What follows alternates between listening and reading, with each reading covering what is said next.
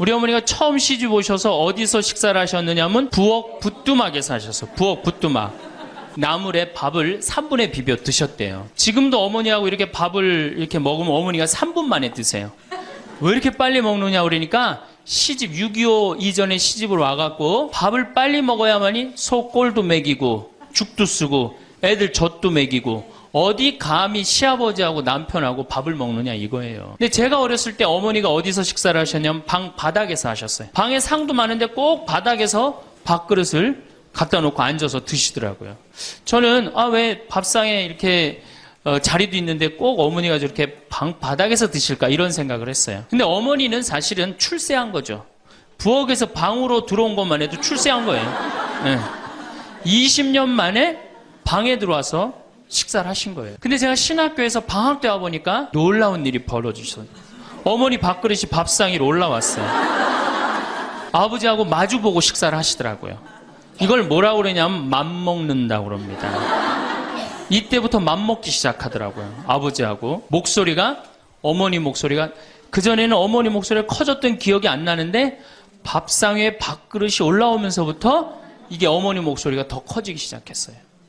근데 제가 이제 신부돼갖고 한 달에 한 번 집에를 가는데 이젠 더 놀라운 일이 이제 벌어졌어요. 어떤 일이 벌어졌느냐면 이제 밥을 아버지가 차려 드세요. 어머니가 안 차려주세요. 아버님 하시는 말씀이 엄마 성당 간다고 가방 들고 나가시면은 해 떨어지기 전까지는 안 들어온대요. 여러분들도 지금 오늘 아침에 상 차려놓고 지금 나왔죠? 남편이야 밥을 먹곤 말건 이게 완전히 세상이 바뀐 거죠.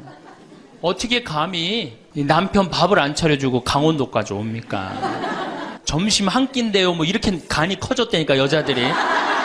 자, 그런데 우리 아버님은 한 달에 레지오 4일, 그 다음에 구역 밥모임 4일, 그리고 당신 개모임 한 4일, 12일을 나가서 드세요, 어머니가. 아버님이 12일을 밥을 차려 드시는데 불만을 안 삼으세요. 무슨 생각으로 불만을 안 삼나 했더니 이 늙은 나이에 내가 이 집에서 쫓겨나지 않고 밥 세끼 얻어먹는 것만 해도 감사하다. 여러분들 젊은 사람들의 이혼은 줄어드는데 황혼 이혼은 지금 늘어나고 있어요. 황혼 이혼. 그러니까 늙어서 안 쫓겨나는 게 그것도 여자한테 안 쫓겨나면 감지덕지한 거죠. 그러니까 세월이 50년 만에 완전히 바뀐 거예요. 분당에 이렇게 나가보면은 먹자골목에 가보면 낮에 가보면은 전부 여자 천재 여자들.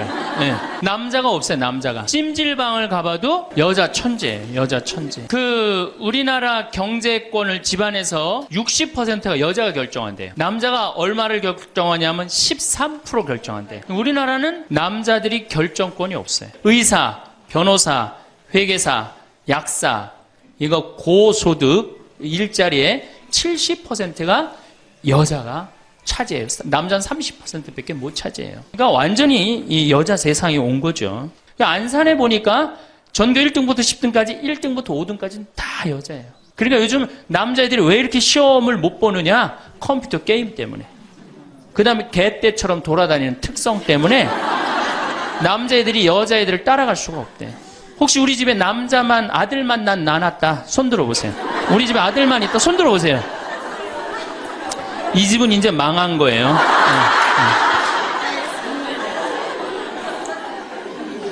여기 계신 분들 중에 내가 아들을 놓으면은 처음에 아들이 고추 달고 딱 나오면 뭔가 여자로서 일을 해낸 것 같죠. 그렇죠. 내가 드디어 이 시집에 와서 이 집에 이제 대를 잇는구나. 그리고 이놈이 이제 고추를 달고 막 뛰어다니면 그렇게 뿌듯 쳐다만 봐도. 그렇죠? 근데 이제 이놈이 이제 고등학교에 가고 콧수염이 나기 시작하면은 멀어지는 거예요. 사촌이 돼버리는 거예요, 사촌이. 엄마를 봐도 말도 안 하고 씩 자기 방에 들어가고 다정하게 말 건네는 게 없어요.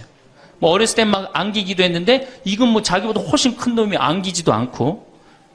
이 대학교 가면은 얼굴 보기 힘들어지는 팔촌이 됩니다. 이제 장가를 가면 이제 사돈이 돼버리죠.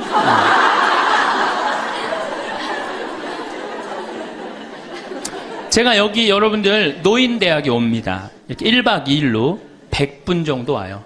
한 100명 정도 노인대학에 오면은 딱 티가 나요. 저 할머니는 아들밖에 없구나. 저 할머니는 딸이 있구나. 확 티가 나요. 아들만 있는 할머니들은 옷을 이상하게 입고 와요.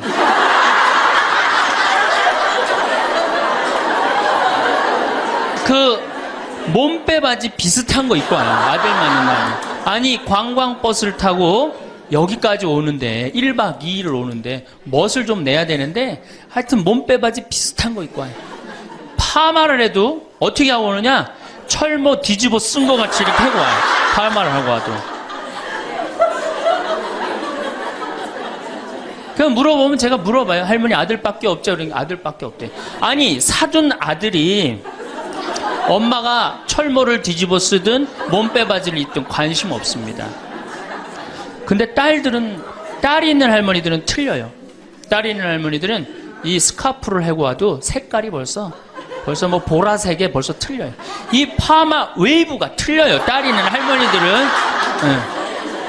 네, 딸이 있는 할머니들은 파마 웨이브가 틀려요.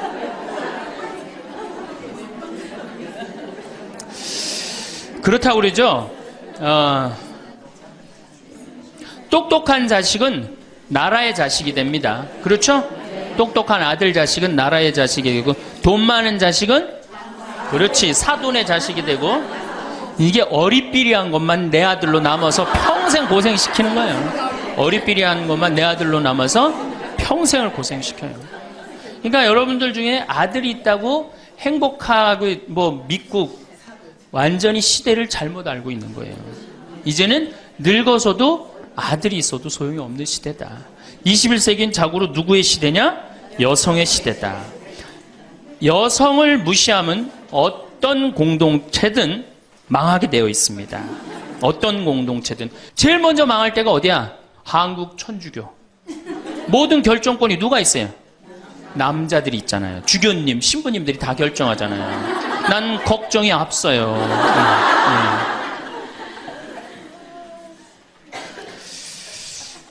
사회는 변해가는데 교회는 이 엄청난 시대의 변화를 이해하지 못하고 있어요.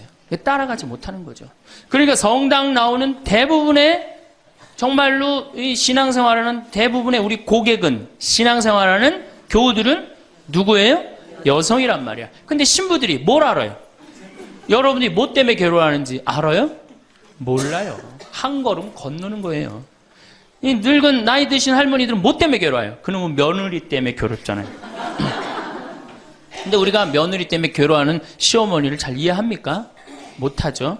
젊은 여러분들은 뭐 때문에? 죽지도 않는 시어머니 때문에 괴롭잖아요. 성당에 와서 앉아 있어도 답답한 거예요. 정말 그런 뻥 뚫리는 얘기 별로 못 들어요. 그러니까 우리 천주교가 사실은 뭐 400만이다 500만이라 그래도 미사 참여는 120만 밖에 참여를 안 합니다. 그러니까 네 식구 중에 한 식구만 주일날 와서 밥 먹는 거예요. 망한 거죠, 사실은. 엄격하게 보면은. 근데 이런 심각성을 잘 못 느끼고 있는 거예요. 그러면은 여성들이 왜 이렇게 갑자기 살기 좋은 세상이 됐느냐? 이유가 있어요. 1961년 독일 쉘링사에서 나온 아나보나라는 피임약이에요. 그럼 피임약이 나오기 전에 우리 어머니 세대, 70, 80이 된 어머니 세대는 애를 몇 낳았어요? 10명. 아, 멋있는 말 없어요? 한타스. 그건 멋있는 말이 아니에요. 우리 어머니 세대는 어떻게 힘 닿는 대로 낳죠. 힘 닿는 대로. 그런데 이거보다 더 멋있는 말이 있어요. 생기는 대로. 얼마 전에 충청도 레지아 그 강의를 갔는데 거기서는 충청도 사람들은 또 우리하고 생각이 틀리더라고. 닥치는 대로 낳대요.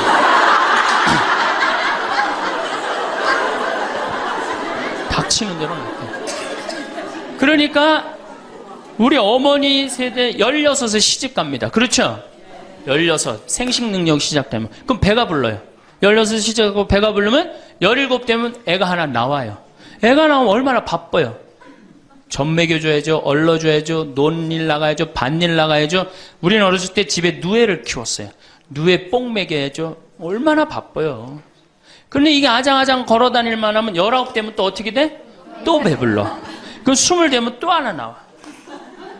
이 둘이 이제 아장아장 기어다니고 정신이 하나도 없죠. 22 되면 또 배불러요. 23 되면 또 나와요.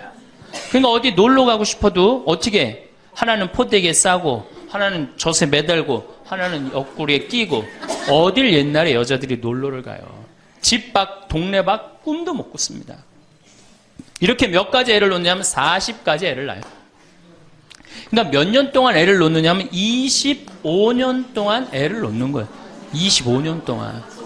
여러분들, 이게 사람이에요? 25년 동안 애를 놓으면? 이거는 애를 놓는 게 아니라 새끼 놓고 새끼 키우고 새끼 놓고 새끼 키우고 새끼 놓고 새끼 키우는 거예요. 그러니까 40에 내가 애를 놓으면은 그 애는 내 첫 장남의 애하고 같이 자랍니다. 그러니까 옛날에 할머니들은, 요즘 젊은이들은 다 우리 아가야 그러잖아요. 근데 옛날에 할머니는 다 뭐라 그래요? 아이고 우리 새끼들 그러잖아요. 막내는 새끼로 안 보이죠. 강아지로 보입니다. 강아지. 아이고 우리 강아지. 그러니까 25년 동안 저렇게 새끼 놓고 새끼 키운 여자 머릿속에 든 게 있느냐? 머릿속에 든 게 있을 수가 없어요. 그렇게 바쁜데 무슨 생각할 시간이 어디 있어요. 그래서 머릿속에 든 거 없는 여자가 집안일 챙겨나면 그 집 망한다. 그래서 암탉 꼬꼬댁 하우스 폭삭 그랬어요. 옛날에는. 그런데 이 피임약이 나오고부터 애가 줄어들기 시작합니다. 4명으로, 3명으로, 2명으로, 이젠 1.05명으로 줄어들었어요. 여자가 애 놓는 시간이 1년으로 줄어들었어요. 1년으로. 여자한테 몇 년의 시간이, 자유시간이 주어져요? 24년의 자유시간이 주어진 거예요. 자, 24년 동안 여자들이 사법고시 보고, 행정고시 보고, 외무고시 보고, 육사 가고, 해사 가고, 공군사관학교 가고, 경찰대학 뭐 1, 2, 3등 수석 졸업, 육사, 해사, 수석 졸업, 이건 다 이제 옛날 얘기에 다 휩습니다. 그러니까 여러분들 가정에 우리 집에 아들만 있다. 이 집은 뭐예요? 망한 거예요. 그래서 내가 딸을 둘 놓으면 뭐? 금메달. 그렇죠? 아들 하나 딸 하나 놓으면 은메달. 아들만 둘 놓으면 목메달. 그래, 목메달. 동메달이 아니에요. 목메달이에요. 목메달은.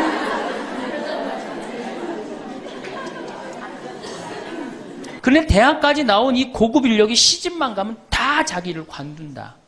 참 이상하다. 그래서 한국이 발전을 못하는 거예요. 그 인력이 어떻게 그대로 다 계속 사회를 위해서 노력을 해야 되거든요. 여성들이 사회에 나가는 게 우리나라는 1.6% 사회 안 나가는 거예요. 왜 안 나가요? 두 가지 때문에 안 나갑니다. 이 두 가지, 이 병을 고치지 않는 한 우리나라는 선진국으로 가기도 힘들고 대한민국 정말 행복한 나라로 가기도 힘들어요. 첫 번째 뭐냐? 자식 교육. 여기에 미쳐 있어요. 요즘 내가 이렇게 방송을 보면은 정말로 정신없구나 이런 생각이 들어요. 두 번째로는 텔레비전. 이게 또 방송으로 나가겠지만 이 텔레비전님에 미쳐 있어요. 텔레비전. 이 두 가지 여자들이 완전히 미쳐서 사회에 건강한 세력이 되지 못하는 거예요. 그럼 자식 교육을 가만히 보면은 한번 보세요. 내가 이제 딱 아기를 가졌어. 임신을 했어. 요즘 젊은 엄마들이. 임신을 딱 하면은 얼마나 이뻐요. 지금 이제 해도 나고 이제 조금 있으면 더 멋있어질 것 같은데 강도 예쁘고 산도 예쁘고 꽃도 예쁘고 하늘도 예쁘잖아요. 그럼 내가 세상에 태어나갖고 정말 이렇게 행복하게 살았으면 좋겠다. 이런 생각하는 엄마들 거의 없어요. 임신을 하는 순간 내 뱃속에 서울대학 C가 들어왔다고 생각을 해요. 이 얼마나 불행해요. 그래갖고 뱃속에 있는 애한테 글자를 가르칩니다. 도화지를 이렇게 오려서 대한민국, 대통령, 뭐 변호사 뭐 이런 거. 그 다음에 이제 요즘 또 2개 국어를 알아듣는다고 How are you today, my baby? It's raining. 비 온다 이거죠 오늘. 사실 여러분들 태아는 뱃속에 있으면서 10달 동안 잔다고 그래요. 그 애한테 무슨, 그래서 그걸 뭐라 그래? 태교라고 그러잖아. 교육을 시키는 거 뱃속에 있을 때부터. 얼마나 불행합니까? 뱃속에 있을 때 교육을 받으니. 그러니까 엄마의 태를 열고 세상에 나왔어. 그래갖고 3번에 이제 아파트촌이죠. 아파트를 통해서 수리산을 너무너무 보고 싶어 애가. 구름도 보고 싶고 눈도 보고 싶고. 근데 이 잔인한 엄마들이, 아니 아무 생각 없는 엄마들이 아파트 베란다 창문에 한쪽에는 가나다라마바 차타카타를 붙여놓고 한쪽에는 A, B, C, D, E, F, G를 붙여놓고 수리산을 보고 싶어도 보여요? 안 보여요? 글자에 가려서 안 보이는 거예요. 내가 누워서 모빌이 돌아가는데 기억, 니은, 디귿, 리을이 막 돌아가요. 모빌이. 겨다닐만 하면은 엄마들이 텔레비에는 텔레비전이라고 써놓고, 냉장고에는 냉장고라고 써놓고, 의자에는 의자라고 써놓고. 그러니까 애들이 겨다닐 때마다 글자가 없는 데가 없어요. 그러니까 요즘 애들이 몇 살이면 한글 띱니까? 5살이면 4살 띄어요? 5살이면 한글 띄어요. 여기 계신 분 중에 초등학교 들어가기 전에 한글 띄신 분들 계세요? 없을걸요? 저는 초등학교 1학년 내내 받아쓰기 빵점이었어요. 기억나요? 1년 내내 빵점이었어요. 글자가 뭔 줄 알고 학교를 들어가요. 맨 뛰어놀다가 어머니가 어느 날 갑자기 여기다 수건 딱 달아주니까 이게 학교 가는 건가 보다 하고 학교 갔죠. 2학년 때 전 한글 띄었어요. 근데 내가 5살에 한글을 띈다. 흥분됩니까? 안 됩니까? 드디어 우리 집에 천재 태어났다. 저한테 데리고 옵니다. 신부님, 우리 애가 천재인가 봐요. 왜요? 텔레비에 나오는 글자 모르는 글자가 없어요. 5살밖에 안 됐는데 축복기도 좀 해주세요. 안수기도 해달라는 거죠. 그럼 내가 걔 머리에 손을 얹고 뭐라고 그러냐? 이제 네 인생은 쫑났다.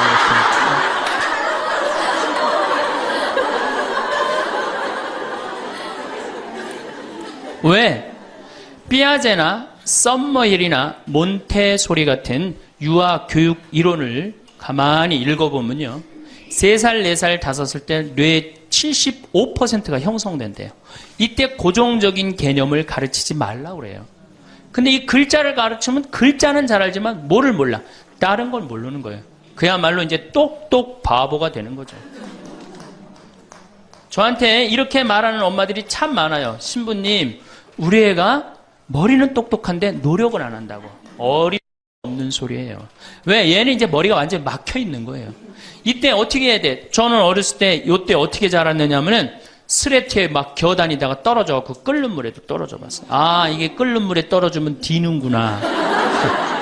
그 다음에 팽이 깎는다고 막 낫으로 깎다가 여기 쳐갖고 아직도 여기 이 상처가 있어요. 5살 때 확 뼈까지 잘라갖고 이게 잘라지는 거구나. 이러면서 애가 뭐를 이해해? 세상을 이해한단 말이야. 세상 돌아가는 이치를 깨닫는단 말이에요. 그때 돌아가면서.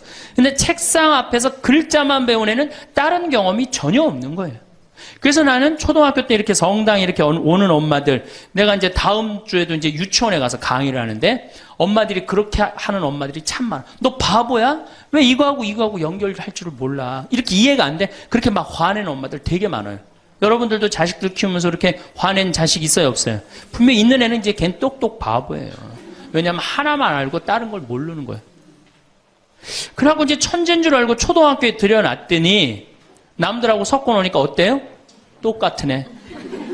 이때부터 이제 학원에 보내기 시작하는 거예요. 무슨 영어 학원, 속셈 학원, 웅변 학원, 피아노 학원, 무슨 요즘 서당도 있다고 그래. 서당. 저는요, 지금 우리나라 여자들이 얼마나 정신없느냐면요, 무슨 특목 유치원이 있대요. 고등학교 가기 위한 특목 유치원이 있다는 거예요. 이건 초등학교도 아니고, 그래서 9시부터 2시까지 공부를 하고 2시부터 4시까지 시험을 보고 간대요. 6살, 7살짜리 아이가 세상을 막 느끼고 누리고 행복하게 살아가야 되는데 머릿속에 뭐가 들어있는 건지 모르는 거죠. 내 아이가 어떻게 살면 행복한지를 모르는 거죠. 1등만 하면 행복하다고 생각을 하는 거예요. 이게 우리나라의 불행의 시작입니다. 전 국민이 불행한 이유 중에 하나예요. 그러니까 이게 돈이 얼마가 들어가? 20조가 사교육비로 들어간다는 거죠. 20조가. 큰 문제죠. 그래갖고 이제 초등학교 때는 엄마 말을 듣습니다. 왜? 엄마가 나보다 크니까. 때리면 맞아야 되고, 그리고 그때는 막 똑똑하지도 않잖아, 얘가. 근데 딱 6학년만 넘어서갖고 중학교 1학년만 되면요, 갑자기 엄마보다 애가 커져요. 딸은 그래도 괜찮아. 아들놈이 이렇게 커지면요, 확 커집니다. 그래갖고 이제 학원을 땡땡이를 깠어, 애가. 너 이놈의 새끼 왜 학원 땡땡이 까고 그래? 너 공부 빨리 해야지. 좋은 대학 가서 너 출세하고 행복하지. 뭐가 좋은 대학 가는 게 행복해. 그래갖고 딱 때리려고 그러면 말 안 들으면 때리려고 그러죠. 여러분들 그러죠? 그러면 이제 아들이 딱 엄마 손을 딱 잡고 내려다보면서 중요한 게 있어요. 흰 눈동자 95%, 까만 눈동자 5%를 확 뒤집으면서 엄마를 밀쳐내면서 뭐라고 그러냐면은 이거 왜 때리냐고 말로 하자고. 여러분들 중고등학교 자식한테 맞는 부모가 14%예요. 이 지금 웃으면서 우리가 얘기를 해서 그렇지 실질적으로 심각한 가정 너무나 많습니다. 실질적으로. 왜? 엄마가 어디 있어? 우리 애들한테 관리자만 있지. 얼마 전에 반포 성당에서 교육을 받으러 오셨어요. 강의 끝나고 반포 자매님 한 분이 저하고 얘기를 할 기회가 있어서 신부님 제가 중국집을 합니다. 그래도 반포에서 합니다. 꽤 잘 되는 음식점입니다. 제가 중국 음식점에 엄마들이 점심 때 갖고 탕수육 하나 시켜갖고 애 스케줄 관리해 준다는 거야. 아니 그거 시켜놓고 학원 어디 가고 몇 시에 뭐 가고 야 애가 행복할 것 같아요? 어림도 없는 소리예요. 그러니까 얘네들이 무슨 병에 걸리냐면 번아웃 병에 걸려요. 하느님 인간으로 태어났으면 10살 때 쓸 거 20살 때, 30살 때, 40살 때, 50살 때 쓸 에너지를 줬는데 이거를 유치원부터 초등학교 때까지 다 태워 없앤 거예요. 그러니까 중학교만 올라가면 애가 에너지가 하나도 없어. 텅 비었어. 그래갖고 무슨 병에 걸리냐면 귀찮아 병에 걸려. 뭐 좀 하자 그러면 뭐라 그래? 엄마 귀찮아. 좀 놔도. 아무것도 하기 싫은 거예요. 그렇게 시달렸으니 아니 초등학교 때는 4시간 8살짜리가 4시간 공부하면 많이 한 거 아니에요? 공부? 근데 요즘 애들이 어떻게 해요? 밤 10시까지 학원을 다녀요. 여러분들이 도대체 인생을 어떻게 살면 행복하고 우리가 내 아이에 맞게 살아가야 되는데 내 아이가 공부만 못하면 뭐라 그래? 너 커서 뭐가 될래? 어? 근데 유태인들은요 공부를 못해도 애 기를 안 죽인대요. 우리는 공부 못하면 애 기죽여 인간성 나빠 불효자의 천하의 몹쓸 놈이야 꼴뚱하면은. 근데 유태인들은요 꼴뚱하면은요 부모가 애 기를 절대 안 죽인다. 꼴뚱하는 것도 서러운데 집에서 기까지 죽이면 애는 어디로 가라고. 그러니까 너 꼴뚱해도 괜찮아. 커서 돈만 많이 벌어. 지금 반에서 1, 2등 하는 애들 다 네 나중에 비서로 쓰고 회계사로 쓰면 돼. 걔네들 지금 열심히 공부하는 이유가 다 너를 위해서 공부하는 거야.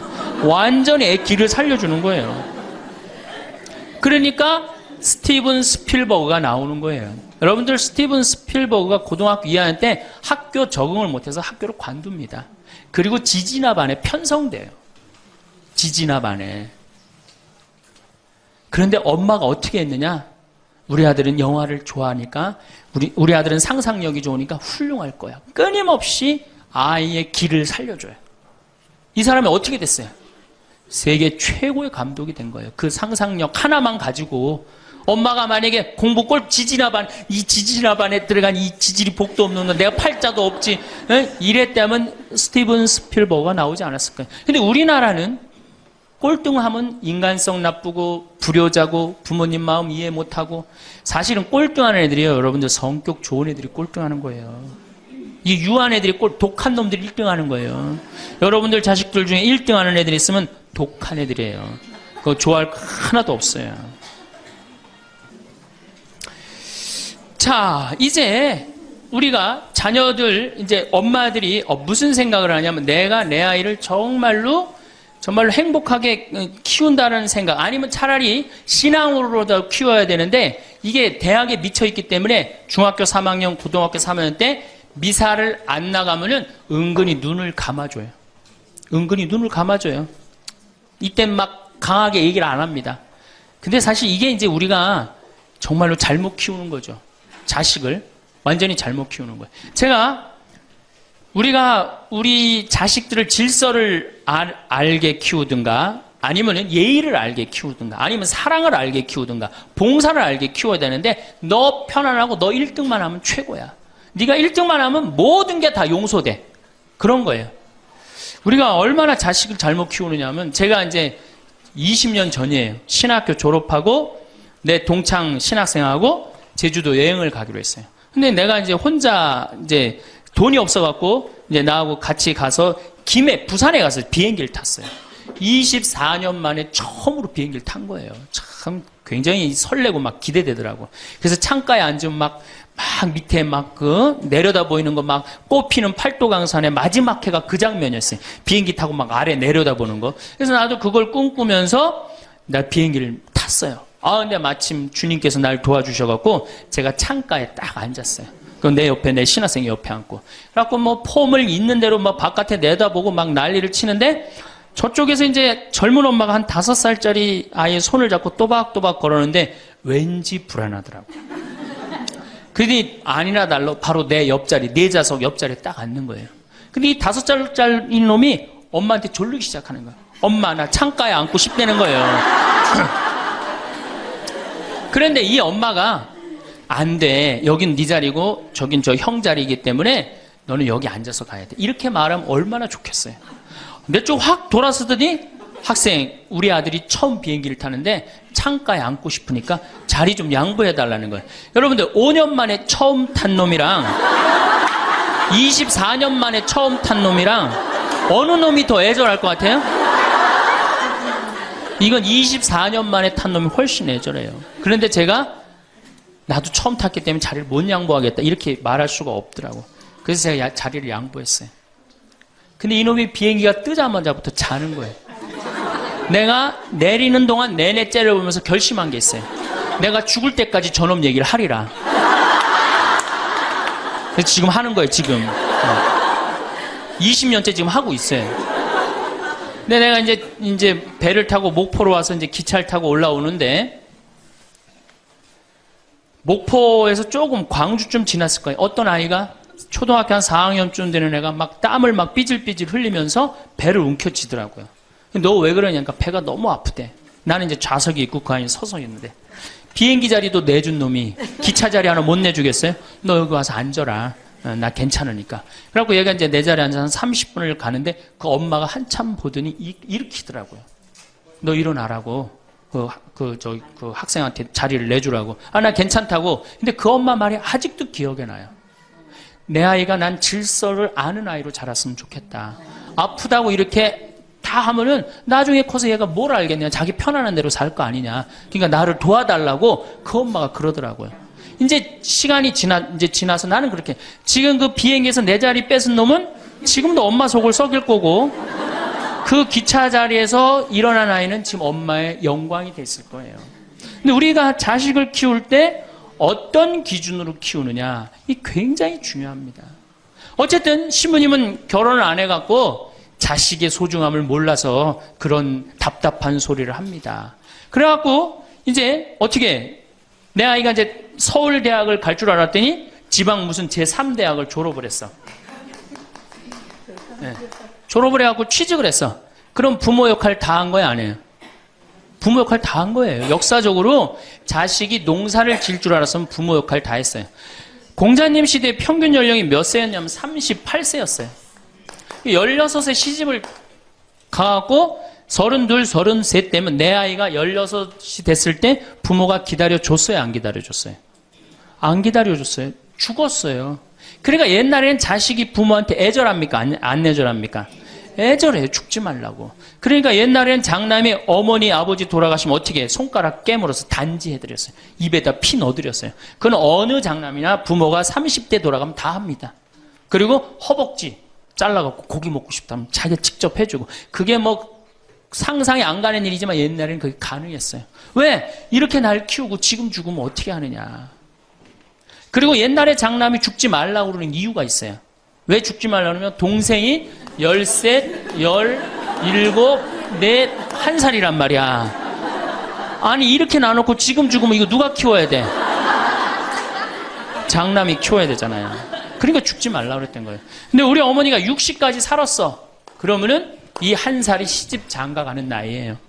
그러니까 장남이 너무 고맙다고 이렇게 내 동생 다 키워줘서 너무 고맙다고 잔치를 해준 게 바로 회갑 잔치, 환갑 잔치예요. 그러니까 옛날에는 환갑이 굉장히 의미가 있었어. 근데 요즘은 환갑을 차려줬는데도 이게 안 죽네.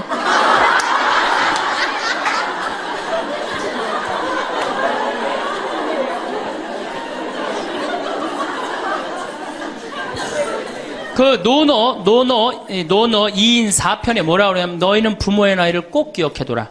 부모를 모실 날이 얼마 남지 않은 것을 생각하고 그 다음에 부모가 살 날이 얼마 남지 않은 것을 생각하고 부모의 나이를 꼭 기억하라고 했어요. 나는 그걸 읽고 우리 어머니가 얼마 살 날이 얼마 남지 않았구나 그런 생각을 하고 매년 나이를 기억해뒀어요. 근데 이제는 포기했어요. 헷갈려요. 몇 살을 사시는지. 그리고 어머니가 60대 뭐라고 그러셨느냐면은 에휴, 늙으면 죽어야 돼. 늙으면 죽어야 돼. 그래서 그때 굉장히 내가 그 논어를 막 한참 읽을 때라 아, 정말로 내가 부모한테 잘해야 되겠구나. 본수원 갈비집에 가고 갈비 한 번 더 사드리고 전화 한 번 더 드리고 했어요. 근데 이제 요즘은 이제 그 얘기 들으면 막 화가 나요. 그 얘기 한 지 벌써 16년이 지났어요.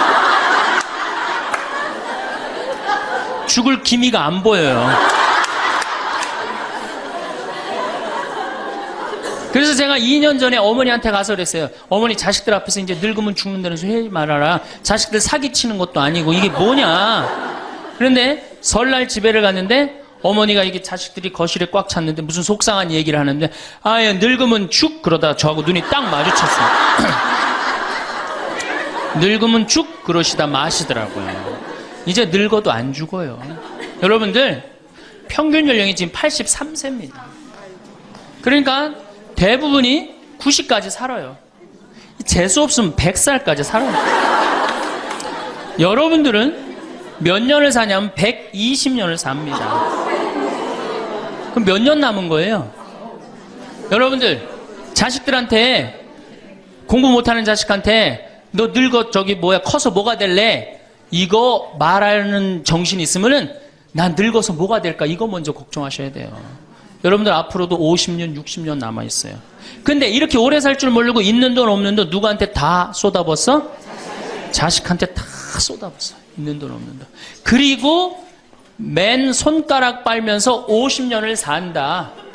이건 축복이 아니라 저주예요. 저주. 정말로 생각 잘 하셔야 돼요. 우리나라 여성들 지금 자식한테 지금 학원비 1년에 20조 쏟아 넣을 일이 아니에요. 늙어서 죽지 않으면 결국은 누구하고 힘들어져요? 자식하고 힘들어질 거 아니야. 돈은 한 푼 없지. 자식은 그래도 공부시켰다고 쳐다는 보는데 죽지도 않고 계속 그것도 1, 2년도 아니고 40년, 50년 이렇게 보고 있으면 어때요, 여러분들? 이 생각하면 딱 쉬워요. 여러분들 주위에 40살 먹은 아들이 장가도 안 가고 빈둥빈둥 엄마 주위에서 이렇게 붙어서 살아. 40살 된 딸이 시집도 안 가고 엄마 아빠 옆에서 붙어서 살아. 그 딸 이뻐요? 미워요? 밉죠? 반대로 뒤집어서 생각해 봅시다. 우리 엄마가 90이 됐는데 죽지도 않고 빈둥빈둥 나한테 매달려서 살아. 그럼 그 자식 이쁠 것 같아요? 부모가 이쁠 것 같아요? 안 이쁠 것 같아요? 미워요. 이건 어쩔 수 없어요. 특히 아들이 모시는 게 아니잖아요. 며느리한테 얹혀 살면 더 힘든 거예요. 이 우리 현실의 현실. 계산상 안 맞아, 계산상. 20년 키웠으면 20년어치만 받아 먹어야 될 거 아니야. 안 그래요? 20년 키웠으면 20년어치만 받아 먹으면 되잖아. 근데 이건 20년 키우고 지금 50년, 60년 이렇게 받아 먹게 생겼어요. 내가 고등학교 3학년 때까지 어머니 아버지가 저를 키워줬어요. 고등학교 3학년 때까지 참 고맙더라고요. 신부가 돼서 그런 생각이 했어요. 그래도 옛날에는 신부가 집안 떠난다 그러지만 지금은 집안하고 신부하고 연관이 많아요. 그래서 내가 그래도 어머니 아버지가 나를 20년 키워줬으니까 내가 20년은 갚으리라.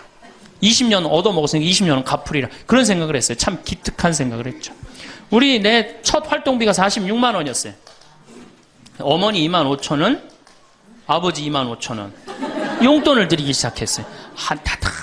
지금 17년째 한 달도 안 빠지고 용돈을 드려요. 지금은 좀 많이 드리죠. 강의 다니고 그러니까 조금 제가 강사료 있으면 한 달에 5번, 6번 강의를 나가니까 그 강사료 중에 하나만 나눠줘도 용돈 많이 드리는 거예요. 17년 드려요.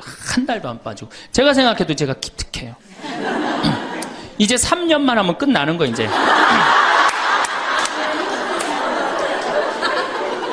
3년만 하면 끝나는데 집에 가보면은요 3년으로 끝날 것 같지가 않아요. 아버지가 막 지리산 꼭대기까지 뛰어 올라갔다가 뛰어내려요. 이 심각한 문제입니다. 네. 그러니까 아버님이 이렇게 지금 이제 78이신데 우리 큰형님 형님으로 동네에서는 알고 있어요. 근데 여러분도 한번 생각을 해보세요. 내가 돈 없이 정말로 50년을 자식한테 얹혀서 산다. 그럼 어느 자식이 그 부모한테 효도를 끝까지 할 수 있겠느냐. 이거 불가능한 거예요. 여러분들 지금 내가 자식 잘 키우면 호강할 거라고 생각하죠? 어린 반푼어치도 없는 소리예요.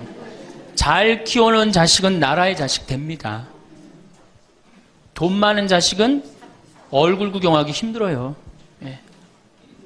돈 있어갖고 이민을 가면 자식하고 어떤 관계 된다고 그래요? 요즘 그 유명하죠? 해외 동포 된대잖아요. 아들하고 나하고 해외 동포 된다고 그러잖아요. 근데 이제 여러분들만 이제 안 죽는 게 문제가 아니에요. 우리 신부들도 안 죽네.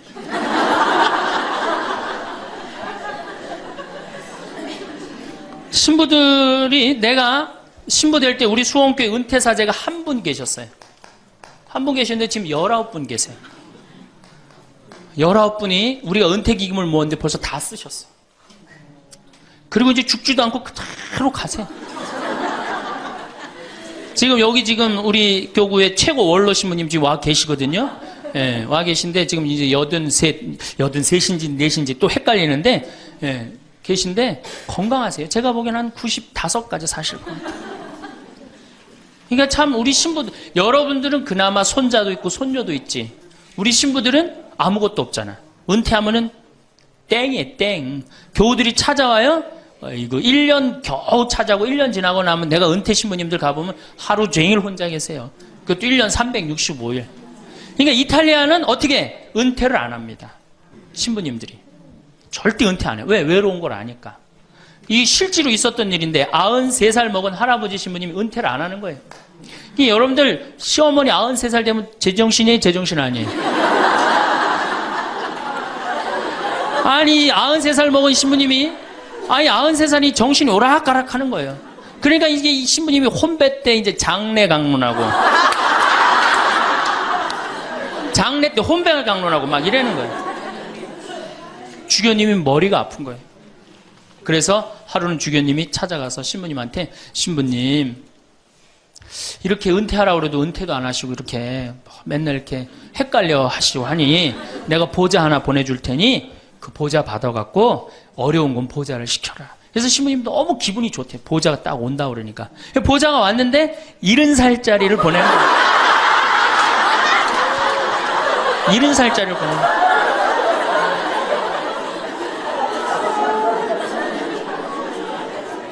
이제 여러분들 인생은요 60부터라는 거 옛날에 많이 들었죠? 실질적으로 인생은 60부터예요.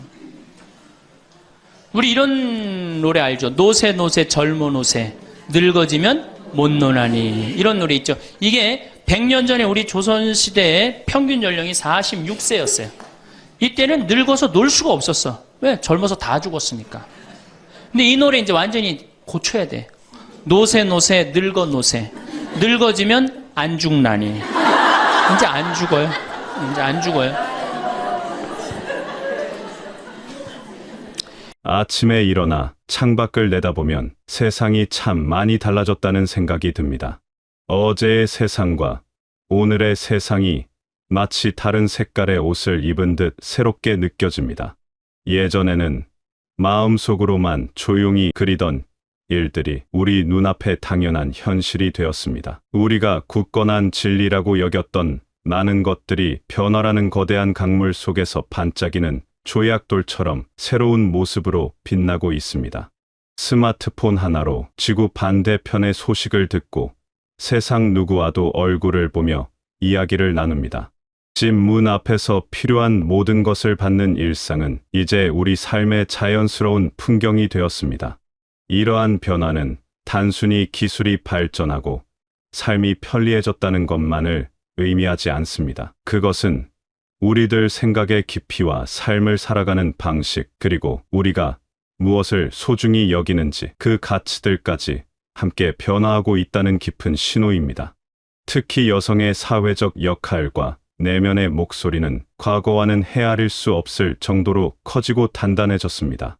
또한 우리의 삶이 예전보다 훨씬 길어졌습니다. 이처럼 길어진 시간 앞에서 인생의 남은 날들을 어떻게 아름답게 채워나갈 것인가는 우리 모두에게 주어진 새로운 숙제이자 귀한 선물입니다.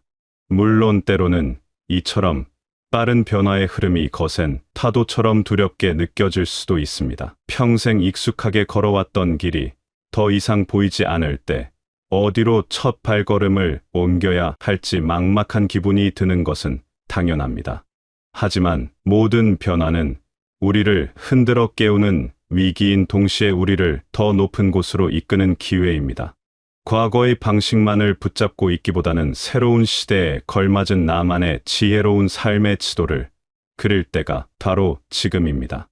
우리에게는 오랜 세월을 견디며 얻은 값진 경험과 상처와 기쁨이 새겨진 지혜가 있습니다.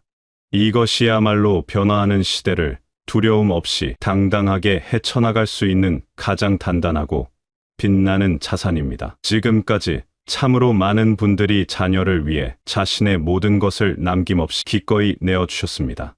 아이들이 더 좋은 길을 가도록 밤늦게까지 불을 밝히고 아이들의 빛나는 미래를 위해 현재의 나를 희생하는 것을 가장 숭고한 사랑이라 여겨왔습니다. 하지만 이제는 그 지극한 사랑의 방향을 조금은 돌려 온전히 나 자신에게로 향하게 할 때입니다. 나 자신의 마음밭을 먼저 돌보고 가꾸어야 할 시간입니다. 자녀에 대한 깊은 사랑이 지나쳐 마르지 않는 걱정이 되면 때로는 아이들에게 무거운 짐이 될 수 있습니다. 부모의 기대라는 정해진 틀 안에서 아이들은 정작 자신이 무엇을 원하는지, 어떤 일에 심장이 뛰고 가슴이 설레는지를 발견할 소중한 기회를 잃어버릴 수 있습니다. 또한 부모 자신도 아이들이 각자의 세상으로 날아간 후에 갑작스럽게 찾아오는 텅 빈 마음과 상실감에 힘겨워하게 됩니다. 그동안 자신의 존재 이유를 오로지 엄마라는 단 하나의 역할에서만 찾았기 때문입니다. 이제는 자녀의 엄마이기 이전에 한 사람의 고유한 이름을 가진 독립적인 여성으로서 자신의 삶을 온전히 바라볼 때입니다. 아이들이 충분히 자라 자신의 날갯짓을 시작했다면 이제 그들에게는 스스로 넘어지고 스스로 일어서며 세상을 배워나갈 기회를 선물해야 합니다. 그리고 그 시간에 우리는 그동안 마음 한구석에 조용히 접어두었던 우리 자신의 오랜 꿈과 반짝이는 관심사를 활짝 펼쳐볼 수 있습니다. 텅 비어있던 나의 그릇을 채우는 일은 결코 이기적인 행동이 아닙니다. 나의 그릇이 가득 차야 다른 이에게도 맑은 물을 나누어 줄 수 있습니다. 텔레비전 앞에서 수동적으로 시간을 흘려보내는 습관도 다시 한번 돌아볼 필요가 있습니다. 물론 몸과 마음을 쉬게 하는 편안한 휴식은 우리에게 꼭 필요합니다. 하지만 하루의 대부분을 생각 없이 보내다 보면 점점 마음의 근육이 약해지고 세상의 생생한 활기로부터 멀어지게 됩니다. 대신 책의 향기를 맡거나 새로운 무언가를 배우거나 이웃과 함께하는 따뜻한 활동에 참여하는 등 좀 더 능동적인 방법으로 나의 시간을 정성껏 채워보는 것은 어떨까요? 살아갈수록 경제적 자립이 주는 보이지 않는 무게감은 더욱 깊고 선명해집니다. 과거에는 자녀가 부모를 봉양하는 것이 당연한 도리이자 효의 상징이었지만 이제는 시대가 많이 변했습니다. 젊은 세대 역시 각자의 삶의 무게를 감당하기 벅차고 때로는 부모의 도움이 절실한 경우도 많습니다. 이런 상황에서 부모가 자녀에게 경제적으로 기대기 시작하면 서로에게 말 못할 부담과 이안함의 그늘을 들이울 수밖에 없습니다. 물론 갑자기 큰 돈을 버는 사업을 시작하거나 이해하기 어려운 곳에 무리한 투자를 하자는 이야기가 아닙니다. 그것은 현명하지 못합니다. 대신 내가 가진 능력과 경험 안에서 조금씩 나만의 경제적 토대를 벽돌 쌓듯이 다져나가는 것이 중요합니다. 예를 들어 오랜 세월 다져온 정성스러운 음식 솜씨를 발휘해 이웃과 정갈한 음식을 나누거나 섬세한 손재주를 살려 세상에 하나뿐인 소박한 물건을 만들어 알리는 것도 훌륭한 방법입니다. 삶의 지혜가 가치로 바뀌는 소중한 순간입니다. 요즘에는 인터넷이라는 새로운 길을 통해 자신의 재능을 세상에 펼칠 수 있는 기회가 많아졌습니다. 온라인 공간에서 내가 정성껏 만든 작품을 선보이거나 나의 오랜 경험과 따뜻한 지혜를 필요로 하는 이들에게 상담을 해줄 수도 있습니다. 처음에는 아주 작은 금액일지라도 자신의 정직한 노력으로 얻은 결실이 주는 성취감과 자신감은 그 무엇과도 바꿀 수 없는 큰 기쁨과 힘을 줍니다. 그것은 내가 여전히 가치 있는 존재라는 사실을 스스로에게 증명하는 일입니다. 무엇보다 중요한 것은 자녀들에게 경제적 짐이 되지 않겠다는 굳건하고 당당한 마음가짐입니다. 이것은 단순히 자녀를 위한 배려의 차원을 넘어서 나 자신의 마지막 존엄함을 스스로 지키는 일입니다. 누구에게 기대지 않고 스스로의 힘으로 온전히 서 있을 수 있다는 고요한 자신감은 세상 어떤 귀하고 값비싼 보물보다도 나를 빛나게 하는 자산입니다. 몸의 건강만큼이나 마음의 건강을 세심하게 돌보는 일 역시 더없이 중요합니다. 나이가 들었다고 해서 배움과 성장을 멈출 이유는 그 어디에도 없습니다. 오히려 이제야말로 생계를 위한 무거운 의무감에서 벗어나 진정으로 내가 원하는 것을 배우고 순수한 즐거움을 느낄 수 있는 완전한 자유의 시간이 주어졌다고 생각해야 합니다. 젊은 시절에는 어쩔 수 없이 해야만 했던 일들이 참 많았습니다. 하지만 이제는 순수한 호기심과 가슴 뛰는 즐거움을 따라 새로운 세계의 문을 활짝 열어젖힐 수 있습니다. 지역의 평생교육원이나 대학교에서 일반인을 위해 정성껏 마련한 좋은 강좌들이 생각보다 많이 있습니다.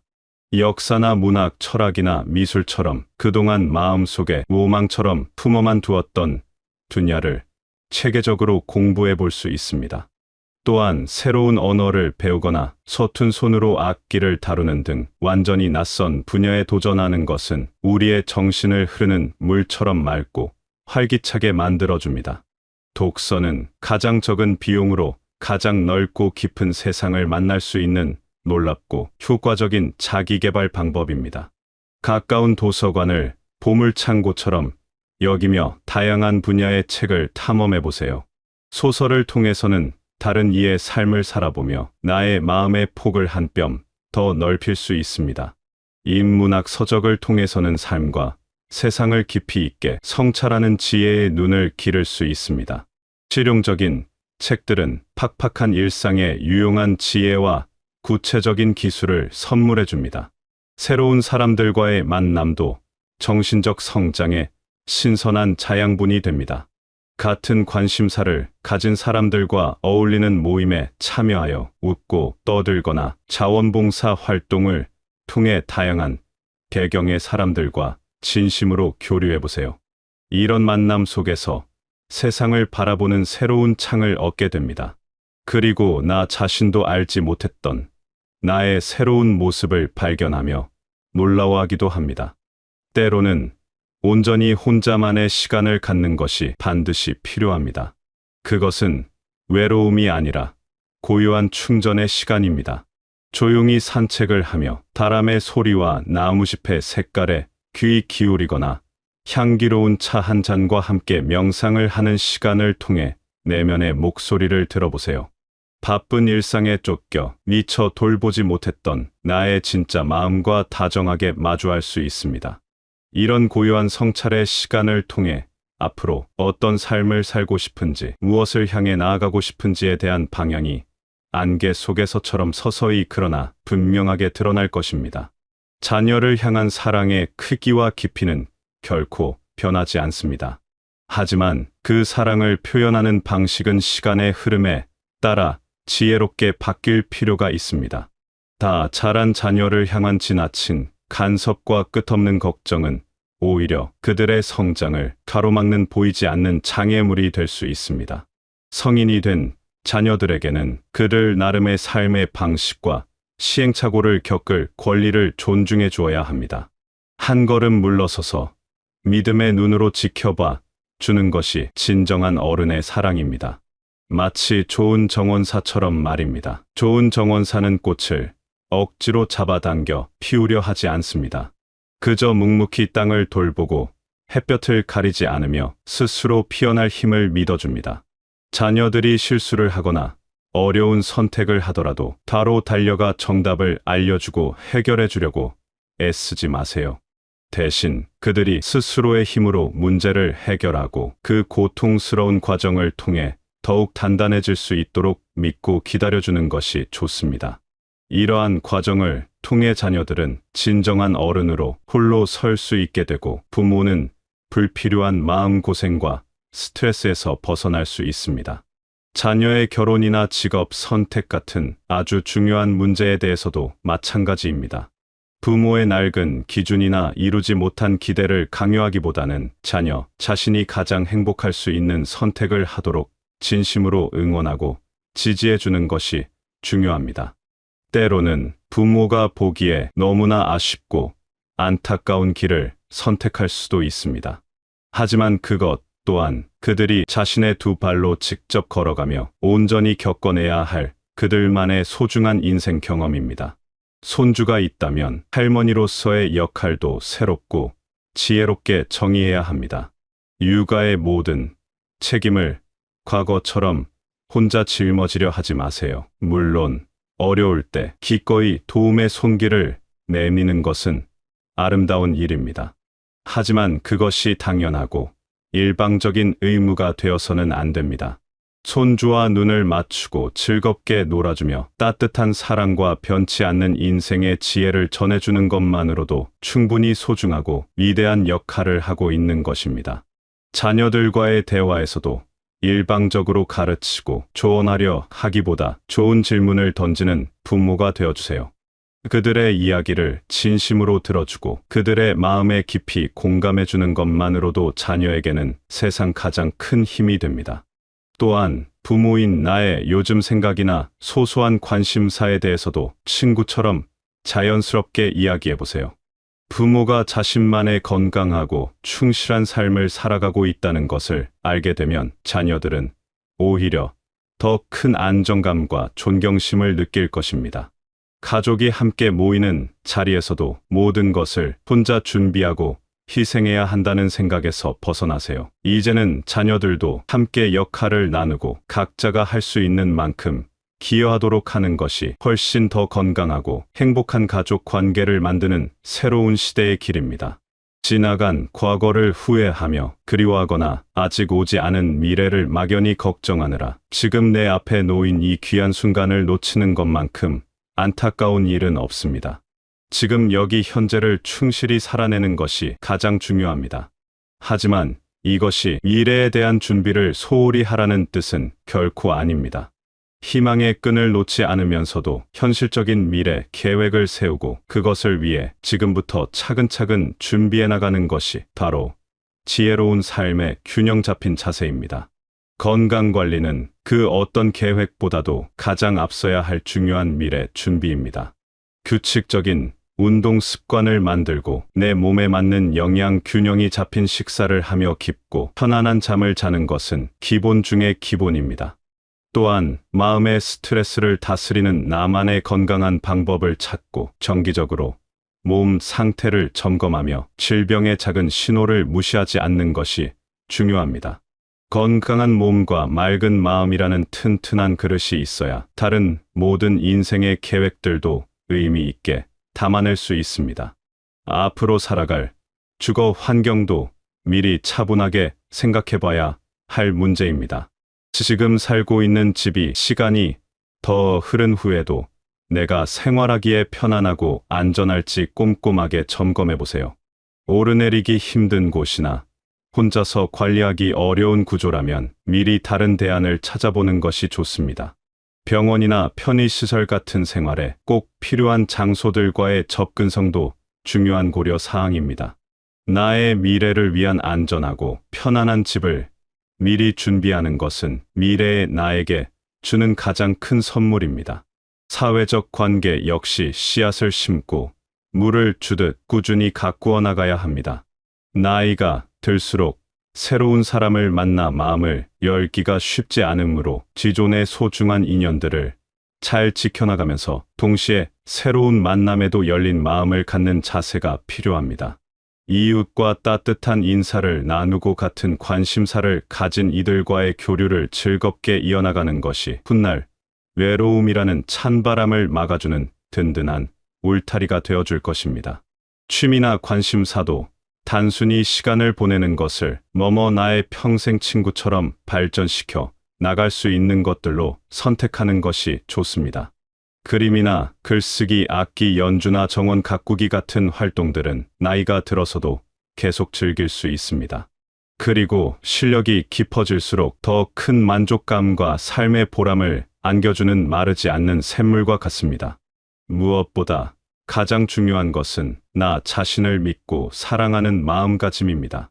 나이가 들었다고 해서 새로운 도전을 망설이거나 포기하지 마세요. 실패를 두려워하지 말고 작은 성공 하나하나를 아이처럼 기뻐하고 소중히 여기며 매일 조금씩 성장해 나가겠다는 긍정적인 마음을 가지세요. 이러한 적극적인 자세야말로 빠르게 변하는 세상에 유연하게 적응하며 마지막까지 풍요로운 삶을 살아가는 핵심 열쇠입니다. 변화는 누구에게나 낯설고 때로는 두려운 것이지만 동시에 새로운 가능성의 문을 활짝 열어주는 기회이기도 합니다. 과거의 익숙함과 편안함만을 고집하기보다는 유연한 마음으로 새로운 시대에 맞는 나다운 삶의 방식을 찾아가세요. 자신을 위한 투자를 아끼지 말고 자녀들과는 건강한 거리를 유지하며 서로를 있는 그대로 존중하는 아름다운 관계를 만들어 가세요. 이 인생의 후반부는 내리막길이 아니라 그동안 쌓아온 지혜로 오르는 또 다른 정상입니다. 끝이 아니라 진정한 나를 찾아 떠나는 새로운 시작입니다. 그동안 쌓아온 귀한 경험과 깊은 지혜를 바탕으로 더욱 풍성하고 의미 있는 삶을 설계할 수 있는 소중한 기회입니다. 자신의 삶을 주체적으로 이끌어가며 경제적으로도 정신적으로도 독립된 건강한 개인으로 살아가시길 바라겠습니다.